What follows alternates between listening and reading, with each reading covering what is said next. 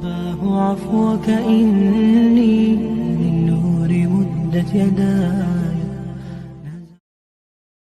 السلام علیکم viewers, channel پر اگر نیو ہے تو پلیز سبسکرائب ضرور کیجیے گا اور ہماری حوصلہ افزائی کے لیے ویڈیو کو لائک اور شیئر بھی ضرور کیجیے گا۔ جزاک اللہ۔ تمہیں کیوں ایسا لگتا ہے کہ وہ تمہیں کچھ دینا نہیں چاہتا؟ ارے وہ تو تمہاری دعا کو پانے کے لیے کوشش دیکھتا ہے۔ وہ تمہیں دیکھتا رہتا ہے اور خوش ہوتا ہے کہ میرا بندہ مجھ پر کتنا یقین رکھتا ہے۔ جب تم انتہائی غیر یقینی حالت میں بھی اس سے کچھ مانگتے ہو تو وہ دیکھتا ہے کہ میرا بندہ میرے اختیارات کو بن دیکھے ہی کتنا مانتا ہے۔ دیکھی ہوئی چیزوں سے پیار کرنا تو آسان ہوتا ہے، مگر جب بن دیکھے تم رب کو مناتے ہو تو رب فرشتوں کو بلا کر کہتا ہے کہ دیکھو میرا بندہ بن دیکھے مجھ پر کتنا مان کرتا ہے، کتنی امید سے مجھ کو پکار رہا ہے۔ جب تم دعاؤں کے کن کے لیے آسمان کی جانب تکتے ہو تو رب خوش ہوتا ہے کہ میرا بندہ جانتا ہے کہ میرے کن کا فیصلہ آسمان سے آئے گا۔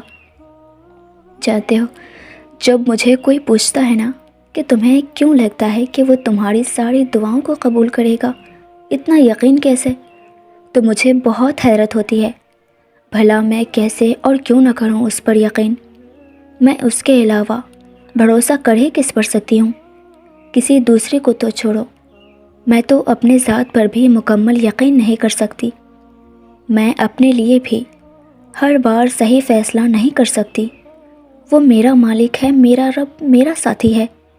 مجھے اگر کوئی اندھیروں سے اجالوں میں لایا ہے تو وہ وہی رب ہے۔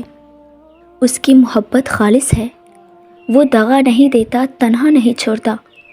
پھر کیسے نہ کروں میں اس پر بھروسہ؟ میں جانتی ہوں وہ صحیح وقت پر میری ہر دعا پر کن کہہ دے گا۔ وہ میرا رب ہے، میرا پیارا اللہ۔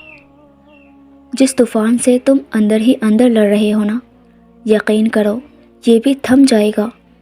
اور جس طرح طوفان کے بعد قوس قزح آتی ہے، وہی قوس قزح تمہارے دل میں بھی اطمینان کی صورت میں بن کر آئے گی۔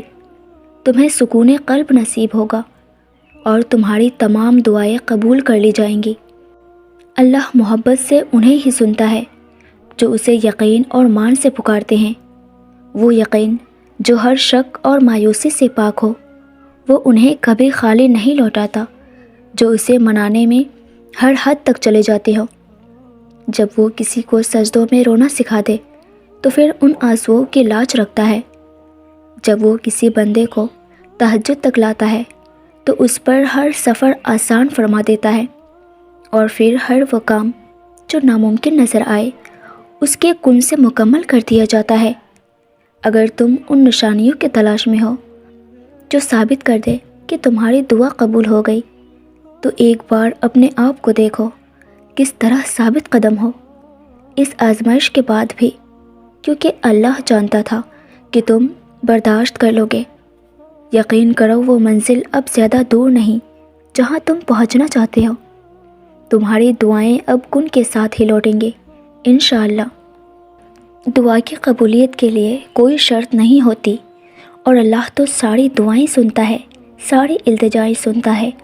پھر چاہے وہ التجا آپ نے مسکرا کر مانگی ہو یا رو کر، پھر چاہے وہ چیز آپ نے تڑپ کر مانگی ہو یا صبر سے، دن کے اجالوں میں کی ہو یا رات کے تاریکی بھرے عالم میں، وہ سب سنتا ہے، وہ سب جانتا ہے۔